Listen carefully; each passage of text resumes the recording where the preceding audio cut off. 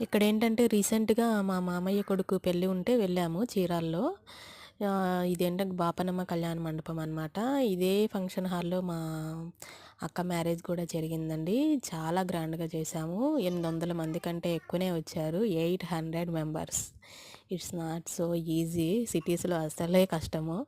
ఇక్కడ దాన్ని బట్టి మీరు ఆలోచించుకోండి. మాకున్న ఇక్కడ పలుకుబడి గాని, రెస్పెక్ట్ గాని, మాకున్న సర్కిల్ గాని అంత పెద్దదనమాట. ఇంకా నా పెళ్ళైతే కొంచెం సింపుల్‌గానే జరిగిందండి. కొన్ని రీజన్స్ వలన అండ్ నేను గూడా ఒప్పుకోలేదు. ఆర్భాటాలకెందుకు పోవడం అని చెప్పి. ఇవన్నీ తెలియని ఉంటారు కదండీ కొందరు ప్రబుద్ధులు. దట్టు మెయిన్‌గా మా ఇన్‌లాస్ సైడ్ వాళ్ళు గాడిదకేం తెలుసు గంధపు చెక్కల వాసన అన్నట్లు ఏవేవో మాట్లాడుతూ ఉంటారు. అవన్నీ ఇటు విని అటు వదిలేయడమే, లైట్ తీసుకోవడం. నా అదృష్టం ఏంటంటే నన్ను అర్థం చేసుకునే దేవుడిలాంటి హస్బెండ్ దొరకడం. సో, మిగతా వాళ్ళందరూ జూజూబీ అనమాట.